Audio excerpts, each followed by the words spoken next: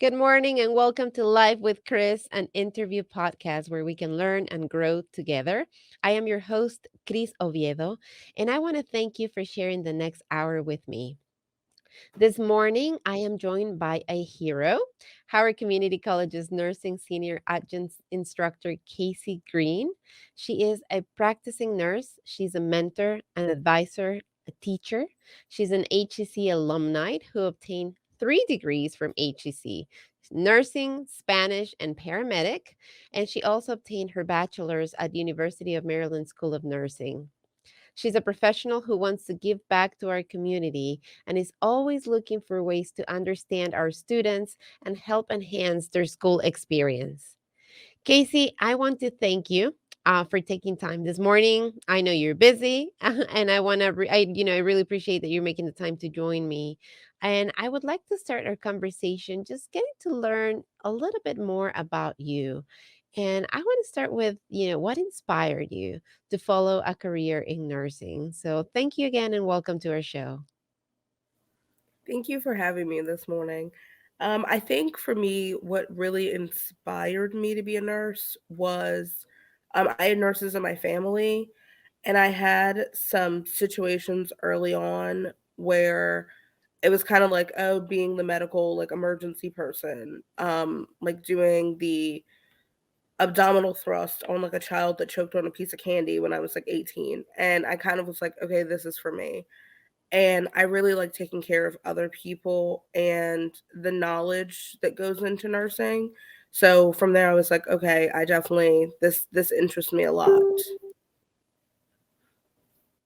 That's really interesting. So it's a little bit of personal reasons that brought you into that. But it's also that experience, right, that you just talked about. I personally feel that I would panic if I was put in a situation like that where I have to react quickly. I would not know what to do.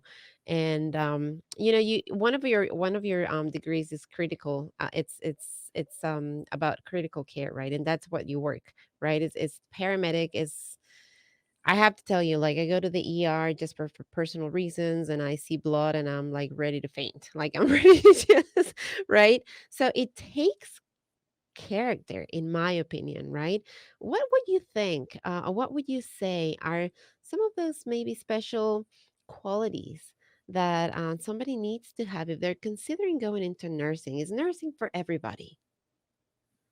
I definitely think that there's a disconnect sometimes in what we like say. We'll say, oh, maybe nursing's not for everybody. I definitely think if you blood and things like that make you nervous, maybe nursing isn't for you. But just because there are plenty of nurses that I know that they would run other than, like, if they had to have an emergency on their unit, they're not interested in, like, I do critical care nursing. So I work in the intensive care unit and ground critical care transport and the emergency department. And I love that chaos, but everybody does not love the chaos. So you shouldn't, if you're interested in nursing, but you're like, I don't really like the emergency part, there are tons of places that you can work that have nothing to do with the rush and the hustle and bustle. There's so many places and so many different avenues that people can work in, and I think for a lot of people, the hardest part is just getting through nursing school because you have to experience the blood and taking care of people and everything else to get to the place, that if you want to do different roles in nursing. I went to nursing school with a girl who knew she wanted to be a nursing researcher. That was her dream goal. And she held her nose and breathed through nursing school because she knew that, like, she would work for a year and then she would do research. So even if you don't like the blood guts gore of the job, there are plenty of places where you don't have to do that. So it's like, if you're thinking about nursing, if blood makes you faint, or you run the other way when people have problems, maybe it's not for you. But if you like all of that, but you're like, not every day, then there's all types of nursing that you can go into. Thank you for opening up the field, right? Because you're right. Like I personally think medical, and I'm like, no, thank you. I do not want to do anything with blood. Like I am one of those people, right? Um, but at the same time, like, I know that if I see my children, or if I see somebody that's close to me, or if I see someone really not even close to me who needs help, I would be the first one to try to help. I would be the first one to jump in. So I do like that action part of it, right? Like the helping part of it. Um, I just can't deal with all of that gore that you were talking about. Like, just thinking about it, it's making my stomach feel a little sick right now, right? Because that's That's my my mom. visceral reaction, right? Yeah, that's my mom. So That is my mom. yeah, so I love that, but I love that you said that, because it's kind of like, it's like a combination, right? And you just said, if this is the part that you don't like, that doesn't mean necessarily that nursing is not for you. You could still maybe do something with it. You just got to find where that part is. If you're that person who wants to take care of others, but you don't want to deal with the rush and the chaos and all of that, there could be opportunities for you in that field. Talk a little bit more about your mom. I'm curious now that you said that that's your mom. You said you have other nurses in your family. Is your mom one of them too? No, not at all. So No. in our family, it in my mom's side of the family, it's like nursing skips a generation. So my grandma was a nurse, her grandma was a nurse, her grandma was a nurse, but each between, no one. Like, so my mom and my great grandmom, no, not at all. But then my grandma and all except for like one or two of her sisters, all of them were nurses or worked in healthcare. But my mom is squeamish. She does not like blood. She's all of it. I mean, even just going into a hospital for a long time used to make her a little like nauseous.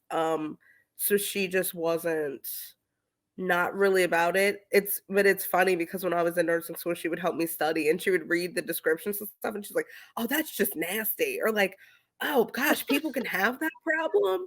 Oh, and then she'd be like, "Ask your dad to help you study." Like, ugh, I love that, but that's support, right? it's That's a unit. support. That's Yes, the support fantastic, is and I love important, that. but yes.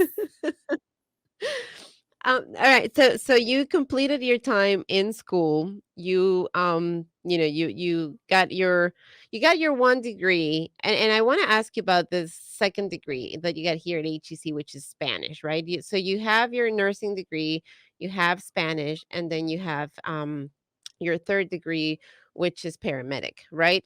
So the first and the second Mhm. one are related, but maybe people are wondering, wait a minute, there's a degree there that has nothing to do, apparently, with the career. Tell us a little bit more about, that second degree, that Spanish degree. What inspired you to go for that degree?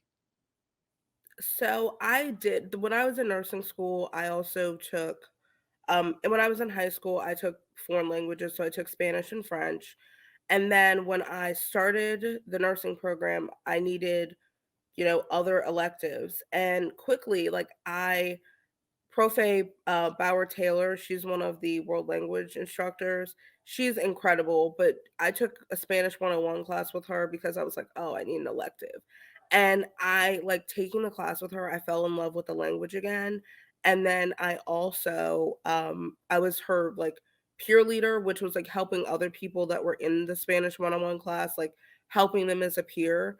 And I absolutely like I started asking her like, "I know this is crazy," and all of my nursing professors thought I was insane, but I was like, "What does it take to get a degree? Like, how can I keep learning more with this path and how else like how can I learn more about the Spanish language and culture behind it because I'm like passionate about learning about it."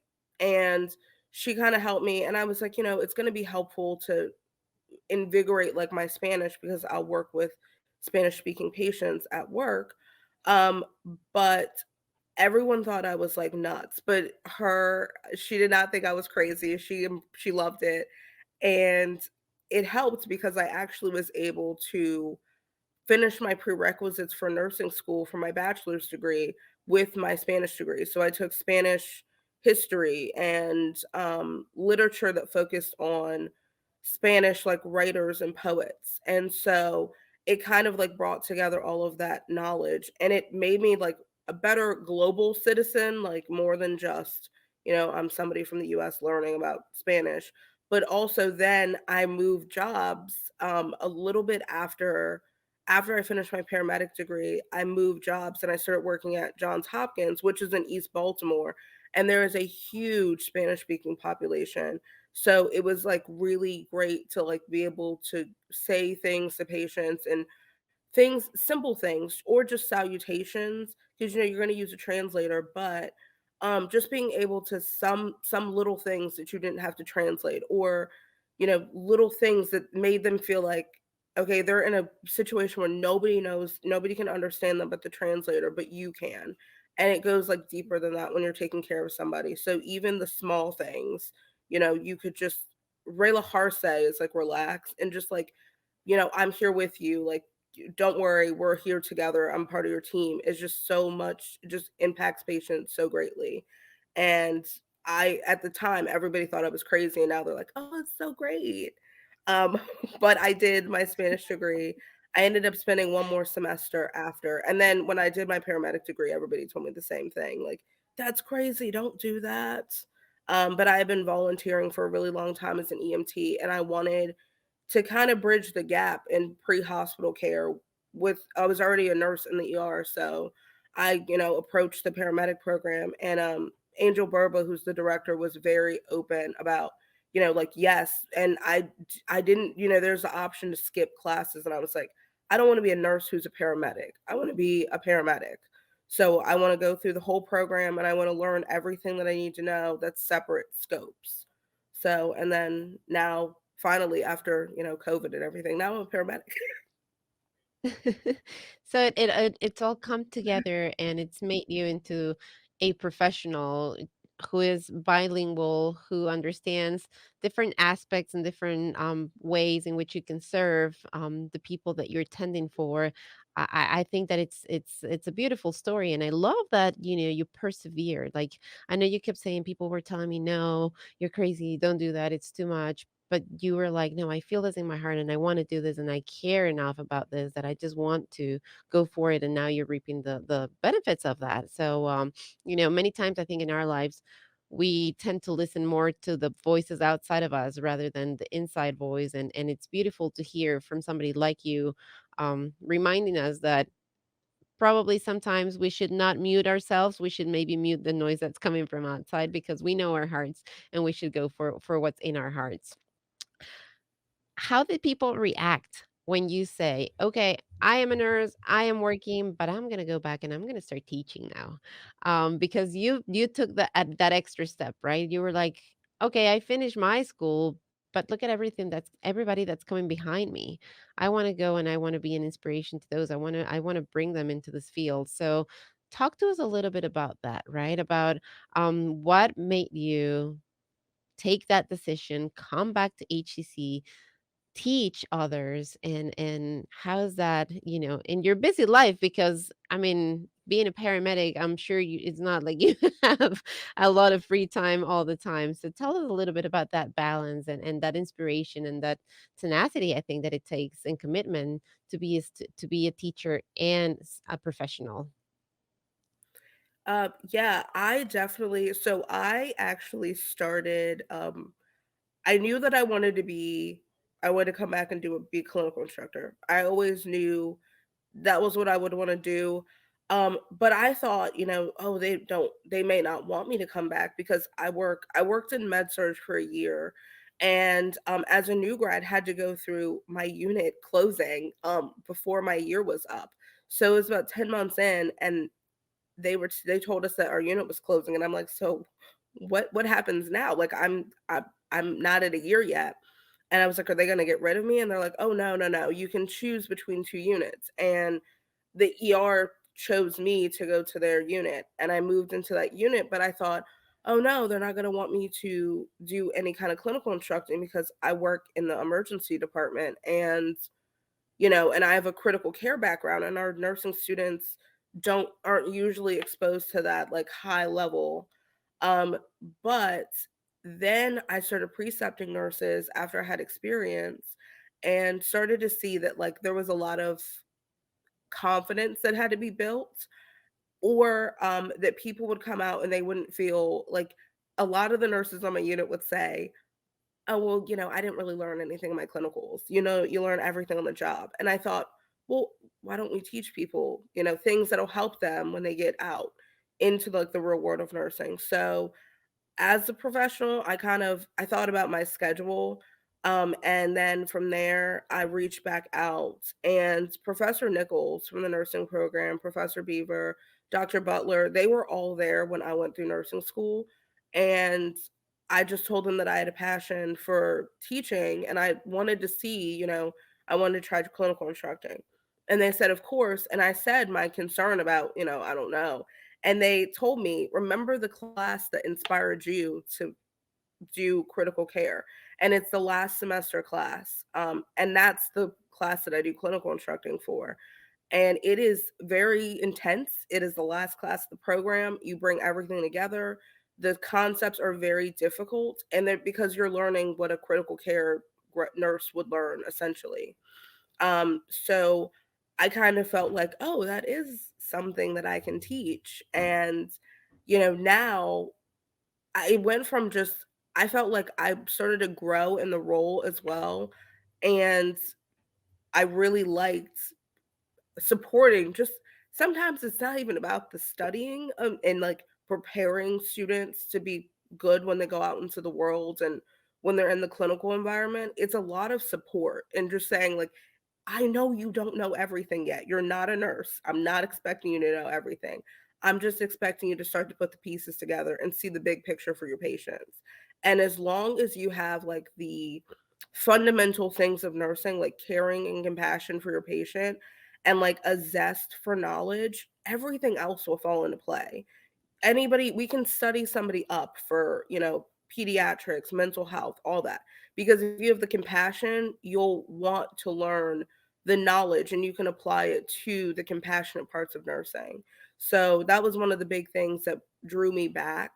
And I mean, HCC, like, I wouldn't be a nurse if I never had gone to HCC. I got scholarships and I had really supportive instructors and I just wanted to give back. I was like, I'm at a place now where I can turn around and help the next generation of nurses and just like how people helped me. And so I'm interested in doing that, whatever I can do. So I always volunteer to take more clinical groups and take fill in for people because I just feel like clinical is so important. And just having a good support system when you're in nursing school is just so important because they're gonna make mistakes. I mean, they're learning. And just being able to say, like, you will probably make a mistake, but as long as you know, like, what happened and you know, like, how to not make it again or different ways that you can reach out to people to not make the mistake, that's what's important. Mm. What a beautiful approach to teaching and as a professional as well, right? You just said, I'm growing in my role, right? Like it's also a learning curve. And we forget that. We think that professionals should know everything. And we hold ourselves to very high standards. But to have a little bit more of that compassion that you're talking about within ourselves, continue to learn. By all means, continue to always learn. But, recognize that sometimes we will make mistakes. We're humans, but not let that deter us, but rather making that a lesson. I think is a beautiful message that you just brought to all of us. Students, professionals, teachers, everybody out there, I think can really and should really keep that in mind on a daily basis. You have been described as somebody who wants to understand our students and that you want to help enhance their experience.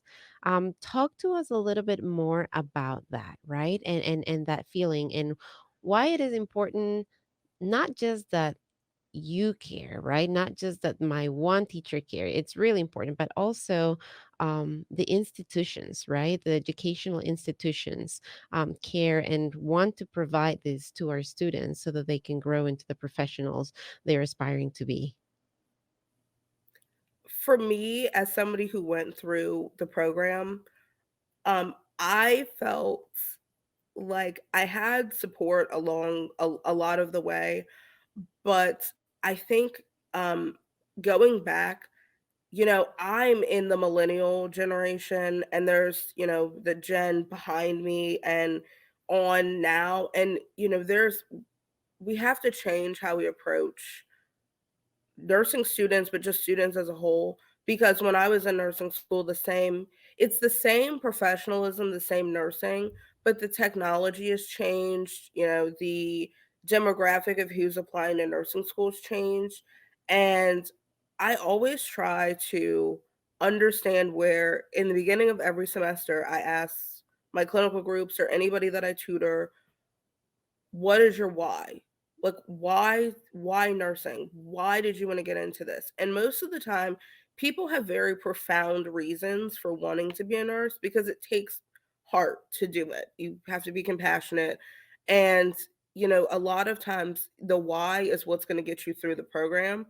And I tell them that it's like, there's going to be days where it's really hard and you have to think about that, but understanding people's why. And what I try to do is not try to, like, if somebody doesn't turn in an assignment, I try to think of not the worst case scenario, like, oh, they didn't want to turn it in, but like, what is going on that they either felt like they couldn't turn it in, or what roadblocks might there be to them turning it in. Like, found out one of my students didn't have a computer, but she didn't say anything because she was like embarrassed. But I think just, especially in the pandemic, it's been really hard. A lot of the people that I've had in clinical, we see each other because I see them face to face every week.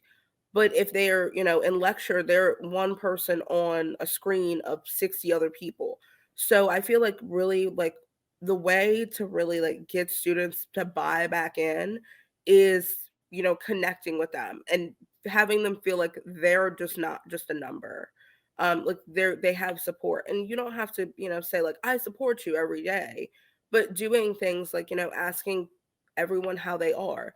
The mental health nursing instructors ask people how they're doing every lecture day because they really do care, and they practice what they preach. They're teaching about mental health and nursing, and not just for the patients that we take care of and the client, but for the nurses as well. And just just taking the time to understand like where our students are coming from and their story also helps. If somebody has never, especially when we have like younger students or students that are coming back to college, they might fall behind, but like they may fall between the cracks because they are doing okay, but they don't really know how to time manage yet. So just kind of like reaching people where they are, I think really is important, especially at a community college, because the whole reason that people get there from here is because they're a non-traditional student, or they're the student that they need scholarships, or they couldn't afford to go to school, or they want to stay close to their family. There's a thousand different reasons why people choose a community college, and HCC is excellent. And really understanding what what people are bringing to the table and understanding like their learning really will help like them succeed. And that's the part that I care about, is people succeeding and getting and leaving HCC and like starting off in their career. And I love that you're all about success. You mentioned mental health, and I would like to talk a little bit about that because we're still, it seems very hopeful. It seems like we're coming out of the pandemic, right? Like it looks that way, and I want to be cautiously optimistic as we continue to navigate and move forward. But it has affected. And I called you a hero at the beginning of the conversation, and that was one big thing that in my opinion was a positive of the pandemic, that it really elevated the medical field, right? It really helped us, all of us, recognize, and not just medical field but other fields as well came out as champions, right? um, Let's talk a little bit about that, because I don't think that there's been a lot of talk about that, about the mental health, right? Is it enough? Is it enough that we're saying, "Oh, thank you, heroes. You guys saved us. You guys are the best." Is that enough? Is How can we support you guys? You guys have supported us throughout the entire pandemic, with our health needs. Are we supporting you guys in the right way? How can we support you guys in your mental health? How can we do better for you guys as well, recognizing that? you're so integral, you're so vital to our community. I think for me, one of the hardest parts of the whole thing was in the beginning when we were seeing, you know, I've seen things in the last 2 years that I'm about at 8 years in March. I'll have 8 years as a nurse. And I have seen things that I have not seen any other time in my career. We teach people about the mechanical ventilator, and there's a thing that keeps your lungs open. It's called PEEP. And it used to be if it's greater than like 15 was the max, and we have people on like PEEP of 30 and 35 and 40 and things that I would never think that I would experience as a nurse. Or, you read it in like a history textbook, and then you're like living it right now. So I think the hardest part for me was in the beginning. I didn't really like some nurses are very and some people are very forward with their beliefs and opinions. And I kind of don't go that route because I value everybody's opinions and what they think and their perceptions. But I kind of just went about it like on my own social media, documenting what I was seeing, and not so much do this, do that, do this. But I did have people tell me that what I was seeing wasn't what I was seeing, or and that's the only thing that really stings. And people supporting, like, I had friends that said like, "Oh my gosh, like you're a health hero," and I don't feel like a hero. I feel like I'm doing my job in the most like extreme outskirts of what my job description is. Like I never thought I'd be doing all the things that I've done during the pandemic. I never thought that I would see the things that I would see, but I think that, like, for a lot of us, it just feels weird because 'cause we're like, we're not we're this is what, like, our job. Um, but just the actual support, so just when people, say, like, "Oh, I support you." Okay, but are you doing the things that make me feel like that you're supporting me? So not doing risky things, not putting yourself at risk of ending up as a patient.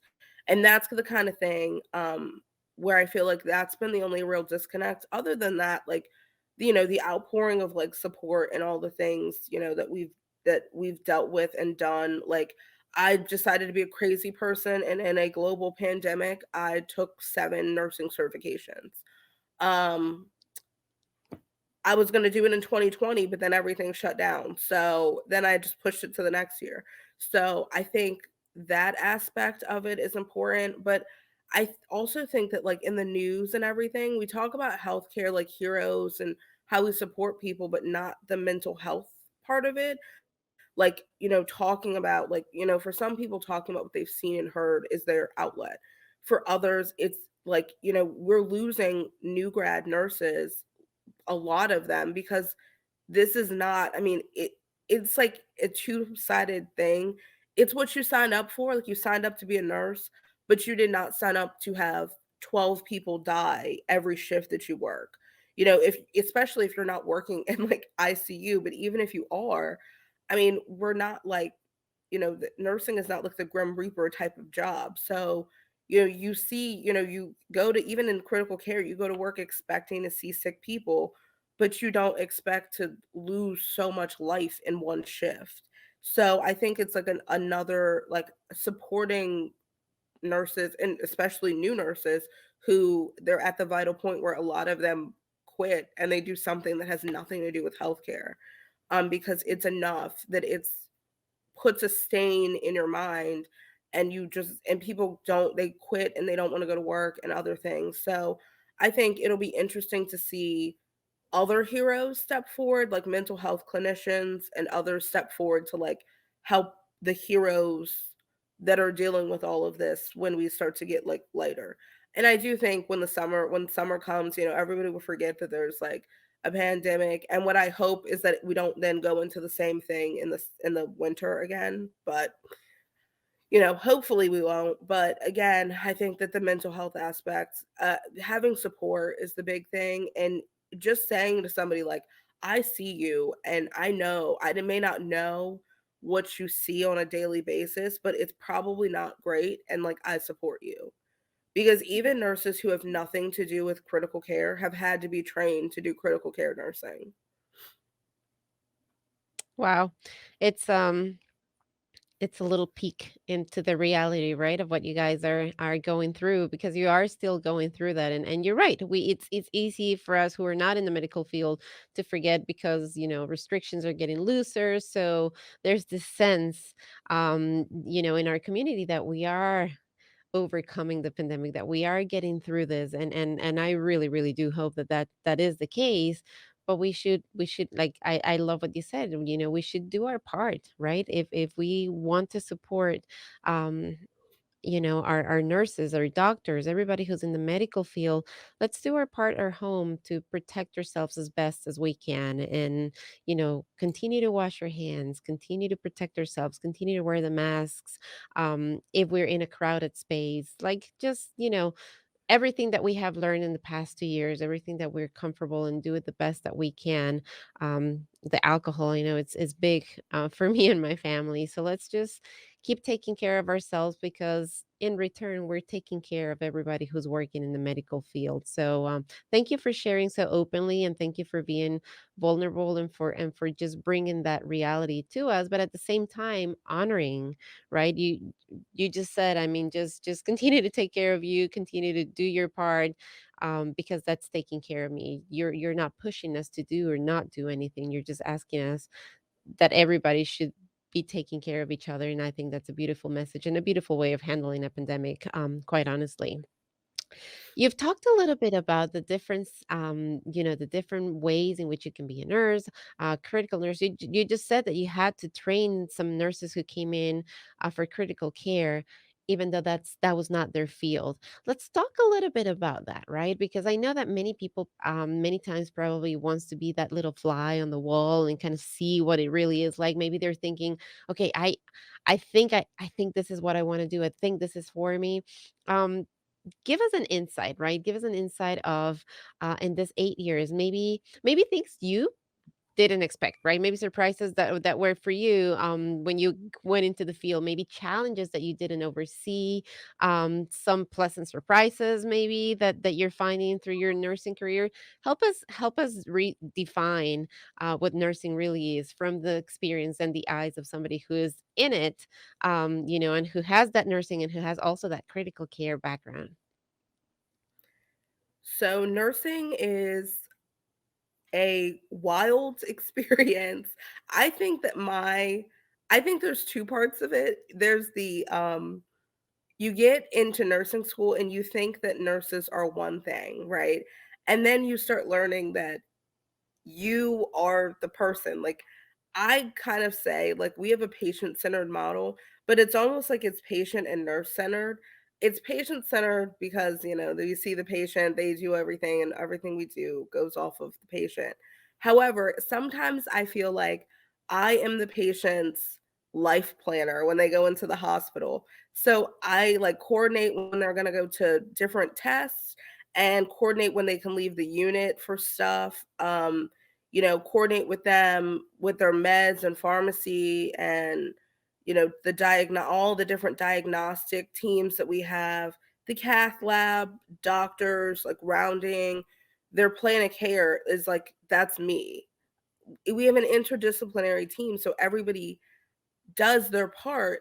But then when it comes to, like, taking the patient to x-ray, you have to really, like, especially in critical care, you really have to time out your day. And there's, like, a finesse to it that I never knew before going into this field. I thought that I knew not a lot about nurses, but I felt like I knew, yeah, what nurses do. And it's a rude awakening because I don't think that a lot of the public even realizes that, like, when you get a pain med, it was the nurse who called and asked the doctor for it. And even asked, off of your vital signs, like, what are their, like, recommendations. Maybe they need a scan because we're the eyes for everyone. And I always say that we you don't really realize how much you do until you go into it. One of the biggest surprises when I worked in the just working critical care is how much autonomy you really do have in your work. So, how much you are a part of the decisions that are made at the bedside, I don't think that I really, sometimes you'll hear people call us like doctor helpers, but I don't think I really realized how much responsibility for the patient you have and how much of your assessment people go off of. So other people like read your assessment and it may change their plan of care. They might read your assessment and think, oh, I don't need to come to the bedside. The nurse documented well. And you really don't realize how much you do. Like and how much when you have experience, how much people trust your eyes. So, I'll have physicians that I work with, I'll tell them like, I don't really know. I can't put my finger on like what it is yet, but there's something wrong with this person and I just feel it. And we call it like your gut instinct or your intuition, but for us it's like the clinical judgment and critical thinking piece where sometimes your brain is 18 steps ahead of you, but you haven't caught up yet. So your brain is like something's wrong off of like all the signs and symptoms that you see, but you haven't caught up yet. And I just don't I think the surprise was that you really do there's so much respect for the nurses who, go the extra mile, learn the things, know how to talk to providers, but also how to talk to patients. One thing I never thought that I never I never really thought about it is you can explain things to patients and you can use the medical terminology and they will have no idea what you're talking about. So, you know, I learned, so, most patients have like a lower education level than you, but I kind of flip it. I assume that every patient, not that they're like a doctor, but when I explain things to them and teach them, I teach them at the highest level and then go down from there because I don't want to assume that my patient is like not as educated as I am. But I've learned that there are like common colloquialisms in like healthcare.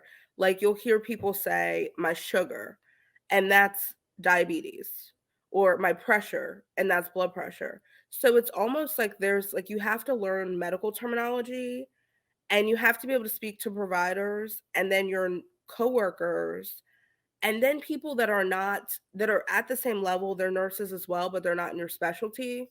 So it's like a mix between like patient level and like, speaking to somebody who works in your specialty.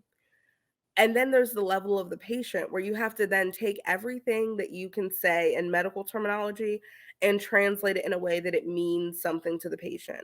So, instead of like, well, your diabetes mellitus type 2 has to be controlled by diet and exercise, you're like, okay, you have your sugars up. You have to get some exercise and eat better.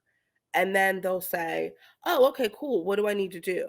Versus then like looking at you like diabetes mellitus. And even in other languages, like I had a patient that, the word for aneurysm is aneurysma. And they looked at me like, aneurysma.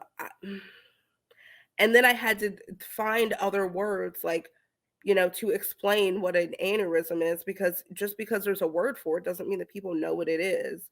So that's one of the biggest surprises. And really like patients say off the wall things. And I think one of the biggest things that surprised me the most about being a nurse is people will tell you things that they don't tell their doctor. Like they will tell the nurse something and you're like, "Well, did you tell the doctor?" I'm like, "No, I just, we're tight." And I'm like, "Okay, but the doctor is too. They're on the team." But they just feel because you see them so much more and you interact with them so much more that they'll tell you stuff that you don't even that it doesn't even look like it's something that they would tell someone, and they'll tell you their whole life story if you have an open ear and you're ready to listen. So it's just interesting how much there's like the idea of what nurses are, and then you go to nursing school and you're like, wow, okay, that's way more than I thought we did. Okay. Because some people are like, oh, I just assess my patient, I give them meds, and I move on. And you're like, okay, wow, I literally it's me, the difference between them living or not, or, you calling other people to the bedside and it's you. And you're like, oh, okay, I learned that it's going to be this person and this person. Or you've seen people in a hospital and you don't realize how much you as the nurse do. And then just patients telling you all their secrets. Um, I think one thing I didn't expect to work in a global pandemic. Completely honestly, you again, it's one of those things you read in the textbook and you're like, "Huh, those nurses are so great. I don't know how I would have done that." Like I get teary-eyed, like Katrina, what happened when I was in nursing school. And when they talked about what the nurses, they did like a biography on like the nurses who worked in the big trauma centers, and that brought like a tear to my eye. So then I'm thinking about like 20 years from now when people are thinking about like what we've done now. I'm like going to be like, that's nurses. We did this as healthcare people. So that's just, there's a lot of things that I was not expecting to happen in my career, but it's happened. The Right. first time I had somebody that was like really, really sick, I thought, I mean, I was like, "Oh, oh, this is happening." And, after it was Mm. over, I was like, "Okay, like, okay, I didn't wanna run screaming in the other direction. Okay, yeah, this is for me. Okay, great." Maybe that's how we can assess if somebody's running, screaming and you're running the other way, Yes, maybe don't go into nursing. But thank you for sharing your story and for painting a clear picture, right, of all of this unexpected realities. Because as a patient, right, like maybe we don't understand necessarily that connection of and how important that connection to create that connection with the nurses is and how big of an impact our nurses have in our care. So I think that that's a big lesson that you've just given us all. The other reason I called you here is because you're a teacher. And I don't think teachers were elevated to the point that medical field, personnel was during the pandemic.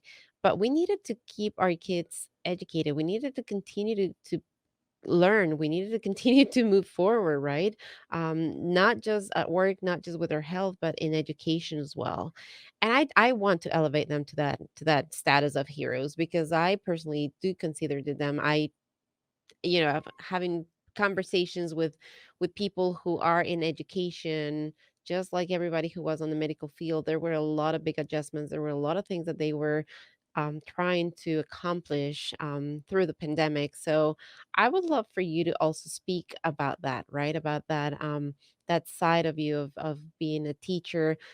You talked earlier about how important it is to connect. Well, here we were disconnected, like physically disconnected, totally not allowed to get together.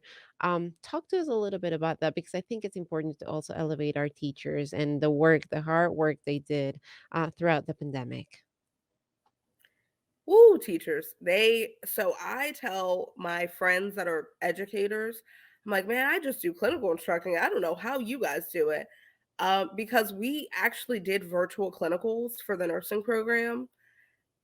And thinking outside of the box was one of the hardest parts of doing it.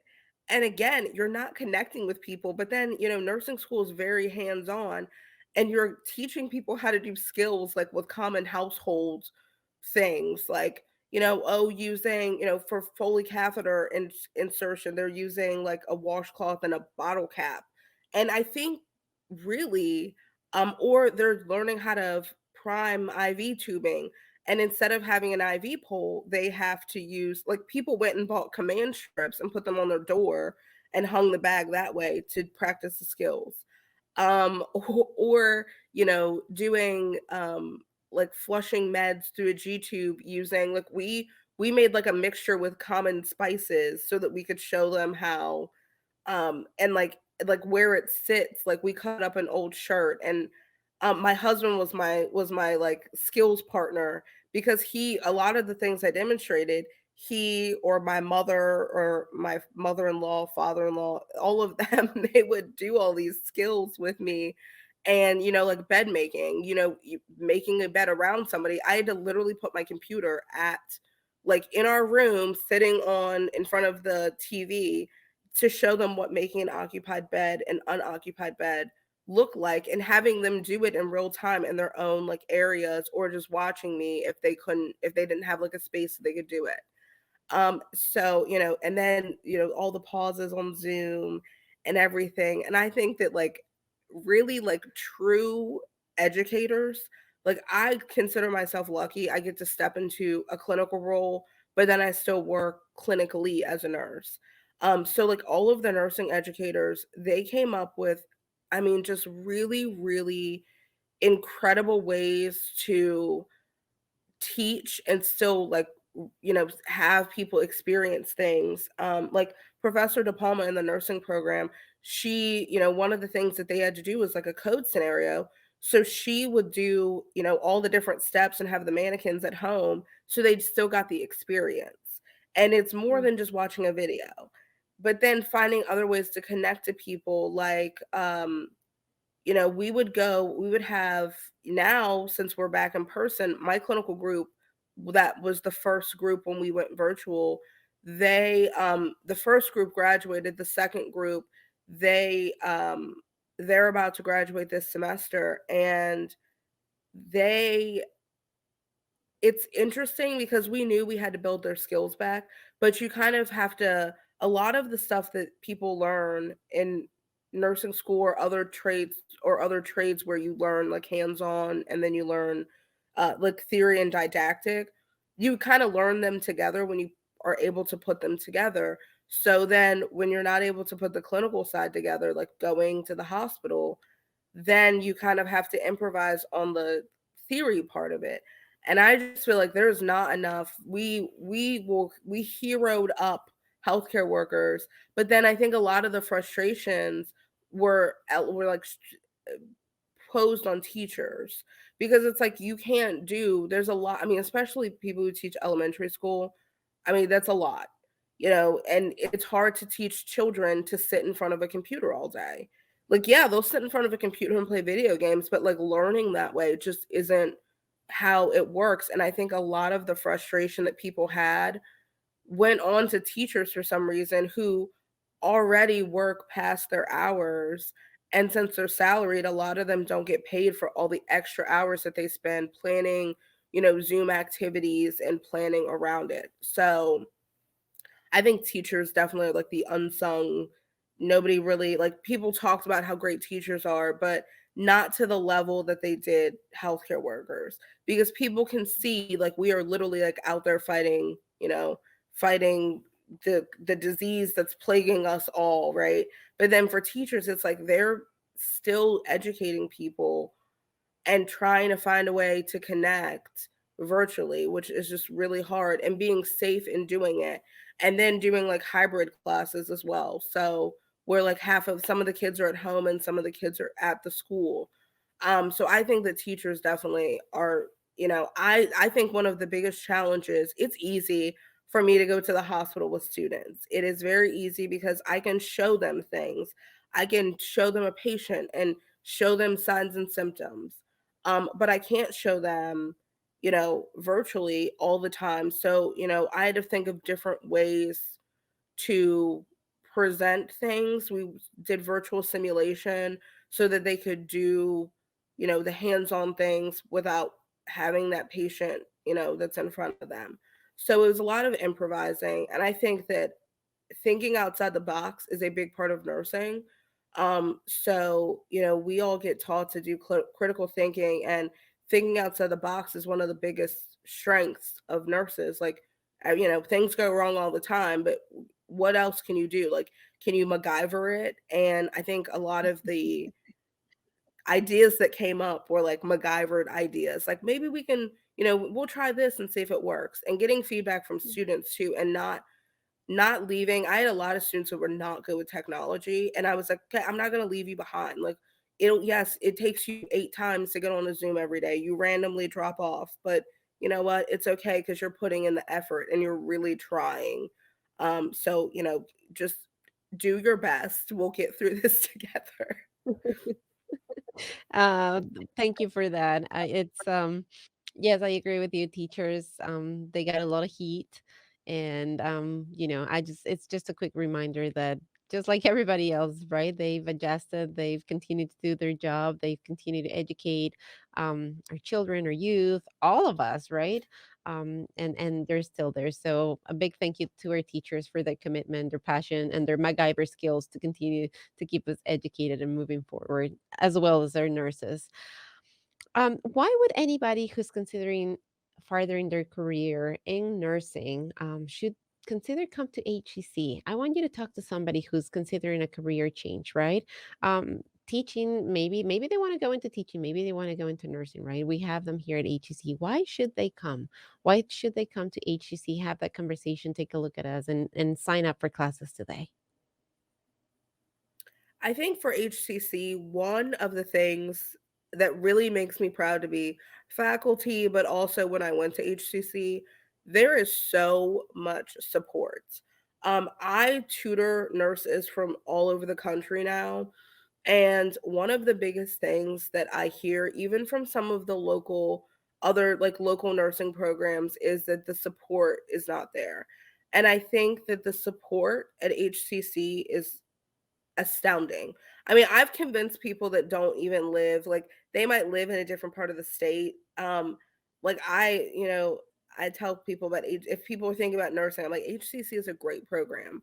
I think that the institution itself, like the brick and mortar of HCC, the health sciences building is less. I think it's almost 10 years old because it opened when I was in nursing school. But we have, really, really dedicated staff and faculty who really do believe in the motto of like you can get there from here. And I think that like that's the reason that I was so successful at HCC because I always had people who believed in what I wanted to do. And there's support everywhere. The career counseling, the personal counseling, career links, having step up. So I'm a step up coach and that program is incredible because it's just somebody that's cheering you on and not your instructor but somebody who works for HCC who's faculty but also just really supportive of your journey. And sometimes you need that. You need people and professors to be, very like proud, that you went through the program and you went through whatever program you choose at HCC. I got the unique experience to take classes in I think almost every single building. So I took every class and I thought that I never thought, oh, I'm not supported here. And then there's, the tutoring from the Learning Assistance Center.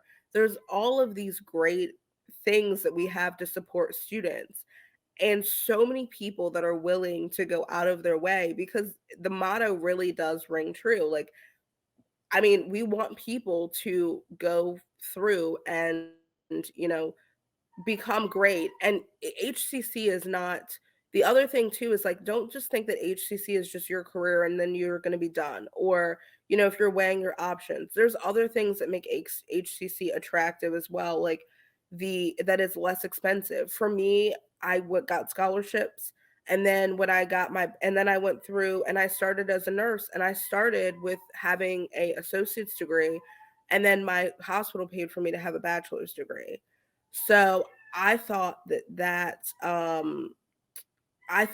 really did help. Um, and I just felt the support that, sometimes in a larger institution you don't get. I had small like classes and I thought that that was the best part of the experience was having that. And I think that anybody that wants to go to HCC, like don't like buy into whatever the like when I was in high school, they were like, it's the 13th grade. And I was like, okay, it's not. But I felt like it prepared me for everything that I needed to do afterwards in a very like for HCC, it's huge now, but it's such a small community of people. Like, everyone works well together and everyone knows each other. People go to events together. And I really think like there's so many things that support students and so many things that you wouldn't think of that support students. And for me, that was like a big thing, and I'm glad that I got the opportunity to go to HCC, but also that I get to come back and teach. And there's a lot of people who went to HCC that come back as faculty in some capacity. And even when I was on the presidential search committee in the summer, you know, I think that every single person that was, was in the finalists and interviewed, they really did like that HCC is so inclusive. Like we just love a little bit of everybody, and there's something for everybody, and people are supported. So it doesn't matter if you're from a different country, speak a different language, LGBTQIA plus, black, Hispanic, it does not matter. There's something that supports everyone, and it supports like the success of the students. And I really do think that Howard County itself is wonderful, but HCC is just like great too. So, supportive environment, a place where you can come and grow and develop your career. Go to howardcc.edu today. That's our website. On the search bar, you can search, maybe it's education that you're interested in. Maybe it is nursing. Maybe it's the arts. Maybe is mathematics. Maybe is the sciences. I mean, there's so much that you can do here at HEC. And, like Casey said, we have the supports here for you. We care about our students. We're all about providing pathways to success. So come visit us today. Go to our website, howardcc.edu. Casey, we are only have about 3 minutes left here before we reach 11 o'clock. If there was one thing that you wanted people to take away from our conversation today, we've talked about nursing, we've talked about the pandemic, we talked about teaching, we've talked about HCC, we've talked about many, many, many things, right? But if there was one thing that you want to make sure that people take away with them today and say, I remember Casey said this during the conversation, what would that be? I think the biggest thing is whatever you want to do it. There is always somebody who's willing to help you. You just have to you have to really like believe in your journey and your success, and find the people that will support you no matter what it is, even if it's not nursing. Find people that will support you, and then go forth, connect with your professors, and whatever you want to do, it's only silly until you do it. And then other people think, wow, I could do that too. So whatever your wildest dreams are, they're only wild dreams until you do them, and then they're a reality. So go forth and make those realities, make those wild realities, right? Bring them to life. I really like that message. I think it's beautiful. And, HEC can be your partner if education is part of that pathway. Casey, thank you so much for your time, for your insight, for opening up your heart, for letting us be, that little fly on the wall, kind of like seeing today. Like I felt a couple times that I was there in the room with you and I was like, okay, this is a little too much even for me, right? Just because that's my reaction to goring blood and all of that. But thank you. Thank you for taking us there. Thank you for really opening, that door to us and making us part of nursing, making us part of teaching, making us part of you. I really appreciate that. And I thank everybody for listening. I thank everybody for watching, for sharing this with everybody in your networks, leaving your comments, giving us a like, and following us on Facebook, on Instagram, and all of our platforms. Have a wonderful Tuesday. And until next time, I am Cris Oviedo.